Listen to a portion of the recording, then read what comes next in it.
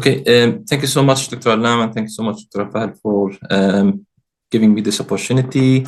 As an introduction about myself, as I've been asked by the host of this session, my name is Rawad Hammad. I'm a senior lecturer at the University of East London, leading the research aspect of AI in education, and also the co-director of Smart Health Center at the University of East London, which is recently established to tackle the issue of how it's possible to improve the health quality and meet the SDG in relation to the health concern using technology, advanced technology, especially AI. So I've been with East London for more than 5 years now. Prior to that, I worked for King's College London, and I work for different universities as well in the UK and outside the UK. So if I'm allowed now, we just need to go to the presentation. My presentation title, as you can see here, is the data-driven approach for SDG achievement. A quick start here will be talking about AI, generic discussion, and then talking about why data-driven approach, and then finally proposing the AI-enabled SDG achievement framework or recommendation or guidance. Now, without detailing what we need to do in AI, because lots of the discussion, the interesting discussion and presentation that happened today highlighted the kind of definition or conceptualization of AI, what can be done using AI and so on. And that is very, very interesting. I would like to just reflect on what we can do basically with AI, just a few examples before we move on to what we need to do in our data-driven approach. The first thing that we can do, and this has been mentioned as well by my colleagues as well in the presentation, that we can automate some of the activities that we do. Robotics have been used so far to automate some of the activities that we do. And it has been used in the past as well to automate some of the manual activities that we do.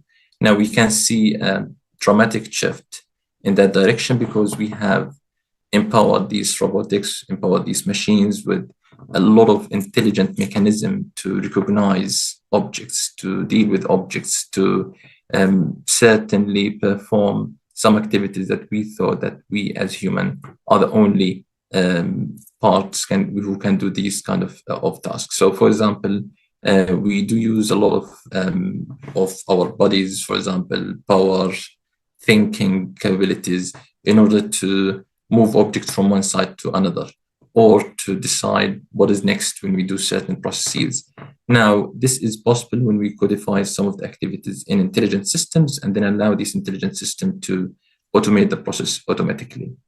The other thing that we can use as well is the cognitive insight here. One of the cognitive insight that I mentioned here is the algorithm that detect the patterns that we do. So for example, we all joined this session this morning, and then we have either listened to the talk or either presented our thought or maybe asked or managed or host these sessions. So anything we do in our daily life can be classified using or looking at the patterns that we do. AI, most likely machine learning algorithm, with other technologies like fuzzy logic and others, they can be used to detect the patterns that we have in our daily life. So if I go to my university or my company and I do use the public transport, or maybe I drive to my office, or I do anything, there are patterns. Many people are going the same way with me, or we use this public transport in the morning or in the afternoon. And there are patterns that people use, either using the physical resources or even digital resources.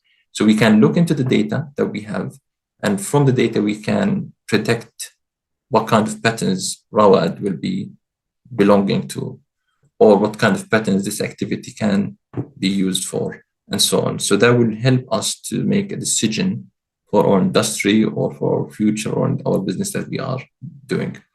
Another cognitive engagement that we can use based on AI technology is lots of the machine learning and natural language processing, which has been mentioned as well by Dr. Dia as well and the other presenter, is using the 24-hour, 7 days a week customer service mechanism, which is we call them chatbots. So we use these chatbots, which used to be very, very simple long time ago, just kind of frequent ask question. But now these chatbots have been transformed really into a very, I would say, intelligent machine that can respond to our questions. And one of these examples is the ChatGPT or Vertex or any other, let's say, large language model that we have been witnessing since 2022. So all of these development in AI just show us how the machine can act or perform some intelligent activities, smart activities that help us to improve the quality of our life. Now, there are risks that are associated with this kind of development. There are concerns that we might touch upon while we are presenting our talk here, but we will talk about this later on. Now, let's move on. How are we going to do that? And the data-driven approach is one of the key enablers here. So in data-driven approach, we are cultivating the culture of using the data in any business to provide, in addition to the business insight that we have, the institutional decision, the capability that we have. So we have seen a presentation about the fintech here in this seminar today. In that presentation, we were talking about credit card, talking about some financial capabilities that we already have in our daily life. So we used to have a credit score for any human who is doing any work with any bank or any institute, any financial institute. And if I'm taking a loss of money from the bank, I don't return that money from the bank, then I'm having a lower credit score. And if I would like to get a loan or would like to engage in any activity, then most likely more restriction would be in front of myself. Why? Because I have a bad history of dealing with these banks or dealing with this institute. While if I'm doing everything well, then I'll be in the top of my record, then I will have no issues. So we are using the data at the moment in order to make a decision whether this person is most likely or more likely to have a smooth, productive work or not. Now that use of the data isn't as, I would say, isn't as perfect as we would like, isn't as sufficient as we would like. And that's why we are bringing more data-driven approaches to make sure whenever we take any decision, that decision will be accurate. Now, prior to the data-driven approach, we used to rely on our own experience. So if I'm 20 years of experience in banking industry, in teaching and learning, in any other industry, then I would bring my own way of thinking in order to judge and make things happen in the best way that is we can. But nowadays, you can still rely on your own intelligence. You can still rely on your own experience, but we provide you with extra asset that there are a huge amount of data, information, reports, possibly videos, podcasts, and so on. We'll analyze data from these heterogeneous sources, and then we'll combine them together, and we'll try to give you somehow some insight that will help you to achieve the goal that you would like to achieve. So organizations will encourage all stakeholders to, in addition to their experience, to rely on as well some data sources. In this data-focused environment, we don't talk about data that we gather from any business activities. We are talking also about having this data as a culture. So rather than bringing ad hoc approaches to our businesses, no, we'd like to talk more about how we can use the data, not just for the functional performance of our activities, no, but to rely on the level that this data has, the quality that we have, to what extent we are ethical with our customers when we save their data, when we analyze their data, to what extent we look into the data in the appropriate way, and to what extent we consider the data as a valuable source, valuable asset in our businesses. And a quick example that we all have been using, for example, Google, Microsoft, and all these giant tech applications, we use them pretty much for free. And why? Because we are putting our data there. And those big tech companies, they know how to get values from the data. They extract data, they develop tools that are on demand for us and will be on demand for us in the next couple of decades at least. So one of the things that we will focus on later on this presentation is looking at the role of the data analyst professionals in any organization, because they serve as the eye for any businesses. And at the moment, many organizations, many businesses, they have data analyst roles in their organization, but many they don't. And that is one of the risks that we will see in the coming decades or so. Now, the barriers to becoming data-driven organization or entity, there are different barriers. One of these barriers is the inability of our legacy system that we have to consume and work with live data. So let's say if I'm teaching at the university, then I teach, all of my students are enrolled in my courses, and then they got enrolled, they study, and then they graduate. Now, if these systems are legacy system, which is designed as an old school computational system, then they struggle to live with what we call live data. And they can't derive insight from these live data. And this is so much recognized in our daily businesses today, because we rely on a generation of computer system that they don't work with the data just only for the sake of analyzing data and getting insight from data. They'd work with data in order to enable them to do the functionality that they would like to do. In addition to that, the organization having traditional data management approaches. So they don't work with data in a way that they would like to analyze and have possibly top of the data. They use outdated data at some point. They don't integrate their data sources. They don't have processes to look into that. They don't have data management approaches. Why? Because it's so expensive. It costs them a lot of money, but then they don't realize that costing them a lot of money at the moment will keep them on their business in 5 years' time or 10 years' time. There is a huge lack in the skills of about data analysis, data design, and data modeling, and so on. This kind of range of skills is going to be larger and larger, I would say, in the next 5 years at least, because we're still trying to educate people to be skilled in that domain. But most importantly, those people are not injected in the organization and businesses in the way that they are needed. So this is one of the things that we can see as barrier to having an effective data-driven approach. Also, the availability and accessibility of enterprises' data is still one of the issues. The other slide talking about the continuous challenges and barriers, the absence of a safe data environment. Because when we talk about data-driven culture, data-powered culture, we need to talk about somehow kind of a democratic society, democratic organization. When I say society, I don't mean the whole society. I mean the society of the organization or the entity or the institute that you work for, and sharing data about ex-employee or certain department, the revenue that they bring, the customers, the relationship with the customers and partners. That is a big issue here at the moment, and it's still not resolved. It might be resolved when we have what we call data governance model. Still, data governance models are not very well populated, are not very well used and utilized by many institutions.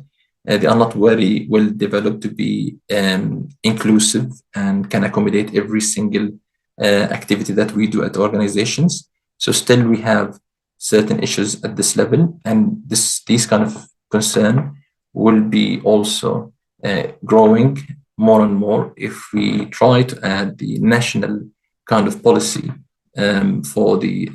for example, if I'm an organization, or let's say a university in the UK, so we'll have our data-driven model or data strategy or data governance model.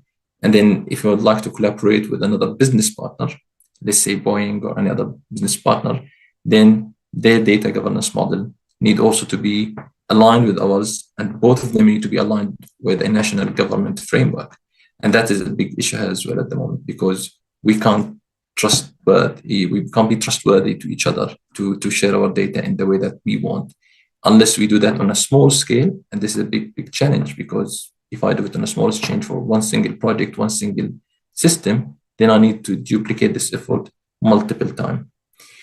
We have lots of isolated data team in their organizations. They don't take decision unless these decisions are purely technical, and that's not the case that we are looking for. We would like them to be properly embedded in the organization to lead the organization in a way that it should be led.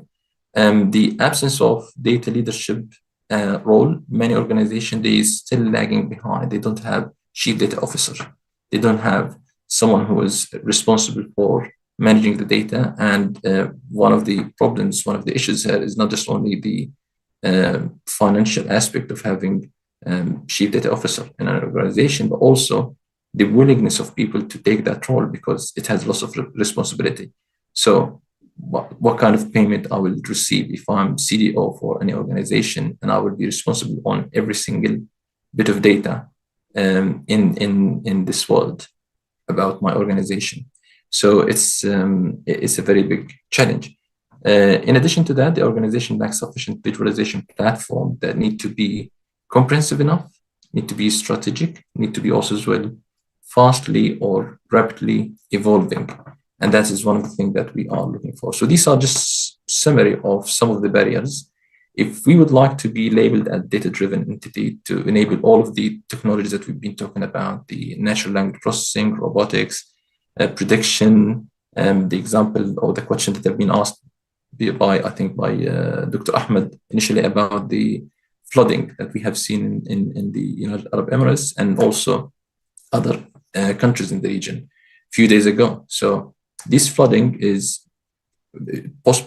one of the outcomes of the climate changes. And these climate change activity that we see or impact or scenes isn't going to stop, unfortunately, in the next decade or couple of decades, because we are intervening with the environment in a very, very harsh way. And we are seeing massive disasters coming here and there. If you just recall Morocco, Turkey, just a few years ago, we have seen some disasters that are too much if we compare them to the last couple of decades or the last 30 years. And all of that isn't as simple as just prediction for a climate change or flooding. It impacts our businesses, because if I would like to do an insurance for climate change, flooding, for example, then that will be very, very expensive. Now, possibly the question, and no one has a quick answer for this as well, but possibly the question is we need to change the insurance model that we have at the moment, because it's no longer an insurance model that works for accident, because we know what's going to happen if accident happen in a car. We know what is the consequences. What are the consequences of that? So if we are four in a car, or 6 or 7, or 2, and we have a car from certain model, then we have some expectation based on that. And that's why that insurance model work well with them. But that insurance model, if it works well in the car industry, doesn't mean maybe possibly in other industries, in healthcare industry, doesn't mean it will work with the case of healthcare or the case of flooding. So possibly we need to change or propose a change to the insurance model to break down these components to subcomponents and see what we can do with these subcomponents. And we can use AI analytics tool to drive some factors that we can use in order to bring a more effective model for insurance.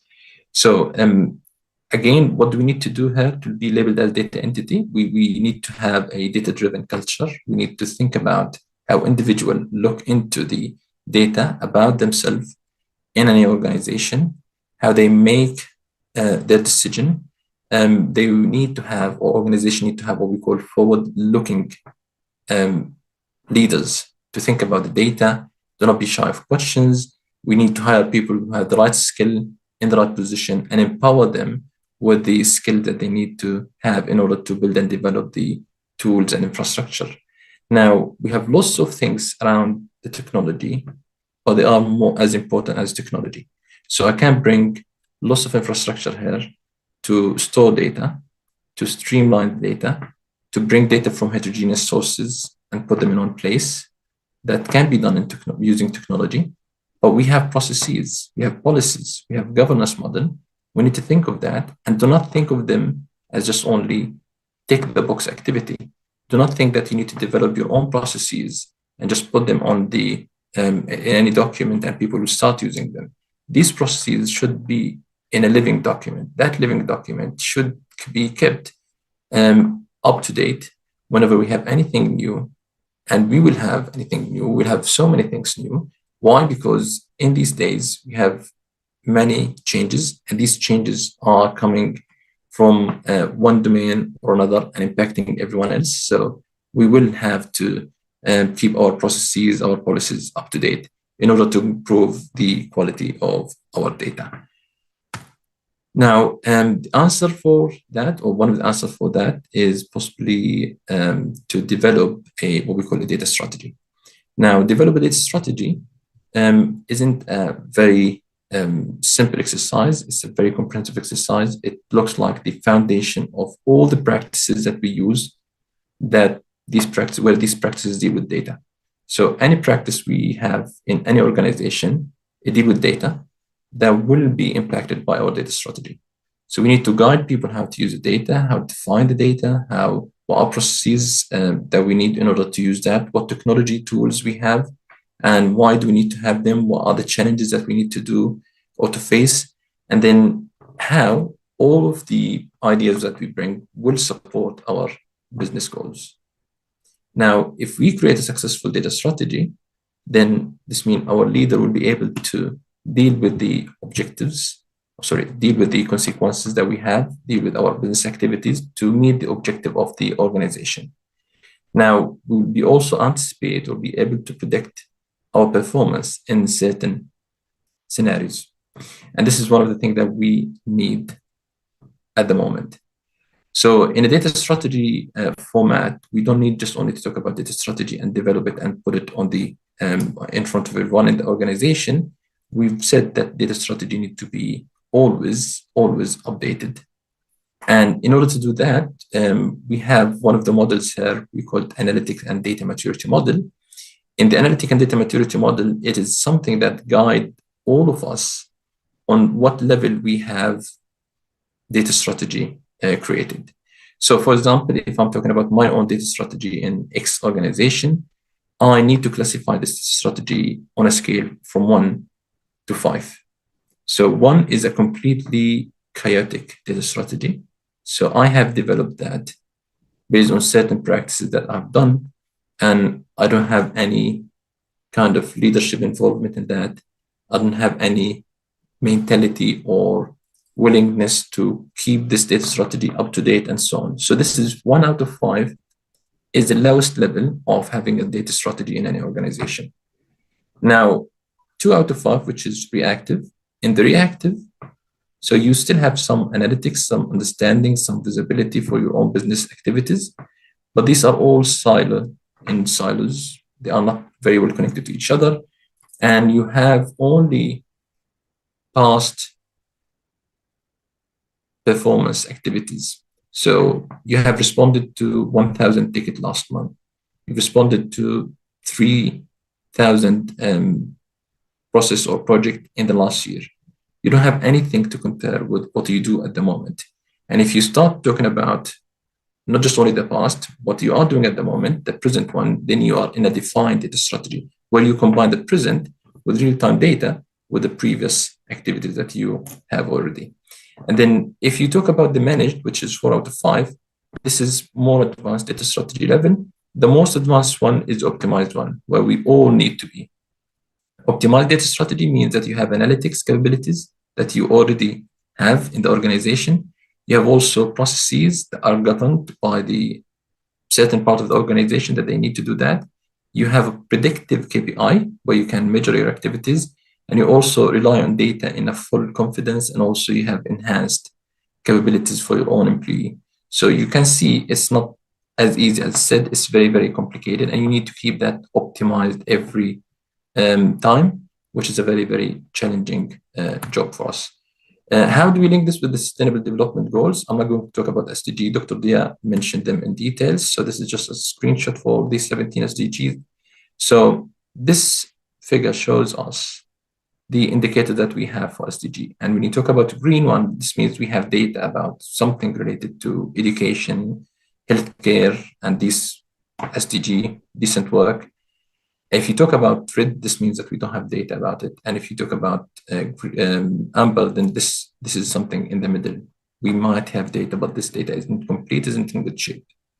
So unfortunately, this is the data that we have internationally. We don't have any kind of data visualization for our Arab world. And this is one of the things that we should be talking about.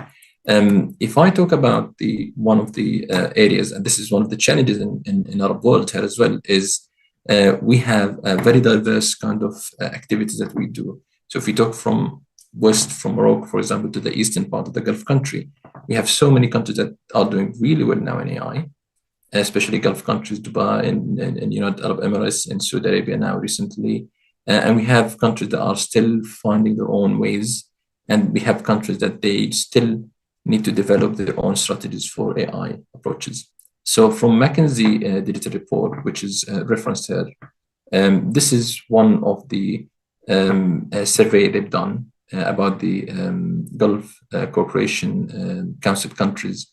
And they asked people about how they adopt AI in not just in one business activity, in more than one business function. So out of the people who have been surveyed, which is CEO, executive 536, many of them, so 119 just said in the Gulf countries said we are using AI in more than one business activities. Now you can see this number outperform North America, Asia, and Europe, which is obviously a big achievement for our countries. What is the most industry that we use that in retail industry, or the packaging good, which is logistic kind of things? This is the most, would say, most prominent or dominant area that we use AI in, but we still have AI in business banking, in other activities, in healthcare, professional services, energy, but it's not at the level that we would like to have.